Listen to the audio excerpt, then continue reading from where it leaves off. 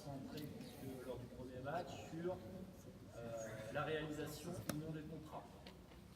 On a des équipes là maintenant, lorsque je passe à côté, qui sont plus préoccupées pour essayer de réaliser le maximum d'attaques match également. Cela. Quelques progrès y compris chez vous, avec des contrats un petit peu plus souvent réussis. Considérant que vous êtes commencez à être de bons élèves, on avance un petit peu, on aurait pu tout à fait finir la leçon ainsi, avec ce règlement. On imagine maintenant qu'on est un petit peu plus tard dans le cycle, 2 ou 3 leçons après.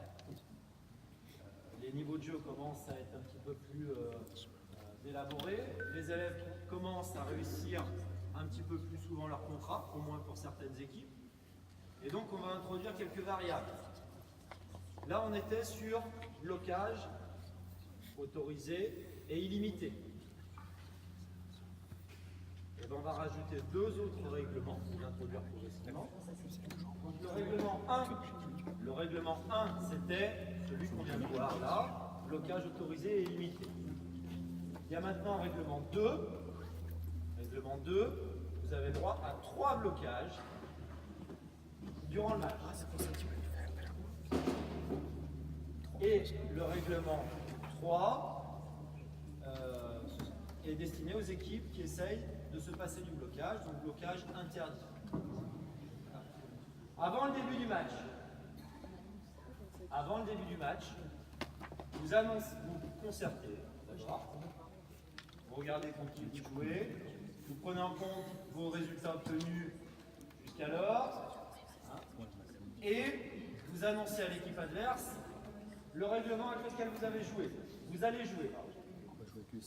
Vous leur annoncez règlement 1, on bloque de façon limitée, ou bien règlement 2, on aura le droit à 3 blocages dans le match, ou bien règlement 3, on se passe du blocage. Je finis. En fonction, le contrat reste le même. En fonction de la réussite ou non du contrat, le décompte des points est le suivant. Une victoire avec le règlement 3 rapporte, si vous faites le contrat, 6 points. Une victoire avec le règlement 2, si vous faites le contrat, 5 points. Ce sont les règlements qu'on a rajoutés.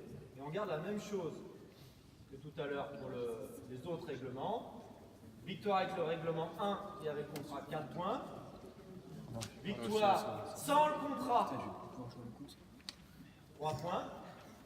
Et la défaite avec le contrat, quel que soit le règlement que vous avez choisi, vaut 2 points. On essaie quand même de valoriser, de dire aux équipes que ce qui serait bien, c'est qu'ils réussissent leur contrat. Moi, ce que je faisais, ce qu'ils faisaient les terminales, c'est ils se mettaient d'accord, ils faisaient le contrat en soin, parce qu'ils sont balèzes. Ce contrat reste réalisé 4 que j'avais les terminales, c'est toutes les ficelles, fait ça. Ok, du coup, 4-4, ils commençaient à 4-4. Ils faisaient c'était fini. Ils sont forts au calcul de probabilité et tout. C'est malin. Il n'y a pas de contrat. C'est des règlements. Oui. Ça dépend si tu as fait ton contrat. Si tu choisis le règlement 3, si tu fais le contrat, 2 points. Si tu fais sans le contrat, 1 point. J'avais une question, moi, Julien. Oh, trop tard, on m'a devancé. C'est une femme, encore une. Ça aussi, ça sera. C'est Anthony Bertin qui parle. Toujours sur le là, t'as la ligue Alors ça dépendra des élèves que vous avez. féministes de France. Si vous avez des élèves qui sont sur la prise de risque insensée, à ce moment-là, vous allez leur dire si vous avez fait votre contrat ou non. Voilà, c'est un bon choix. Moi, je veux du 6 Si après, il y a des élèves qui sont présents, il va falloir frustré. c'est clair. Choisir d'autres éléments. C'est je me suis présenté parce que, tu sais, quand on avait fait tous les terrains qui c'était impressionnant. Je me représentais pas vraiment, seulement entre guillemets 3 terrains de vol. J'ai une question, moi. Oui. Comment est-ce que tu procèdes avec tes formes de groupement à ce niveau-là? Alors, là, au milieu de cycle, ce sont des équipes mixtes et a priori équilibrées. L'ensemble des équipes constituées D'accord. sont a priori équilibrées. À ce stade-là, on est au milieu de cycle. Ok.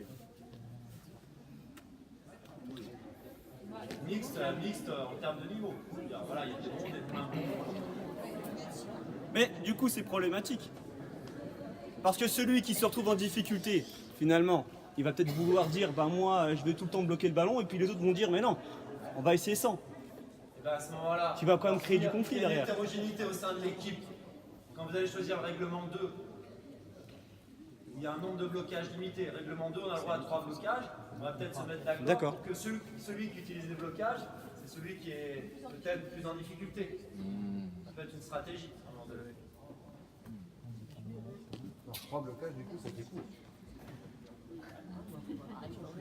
Habituellement, je fais 3 blocages parce qu'aux élèves, je demandais de faire 3 attaques matchées. Je peux demander 4 pour que ça soit un petit peu. Ça correspond davantage à votre niveau. Non, mais j'ai pensé que ce serait trop facile.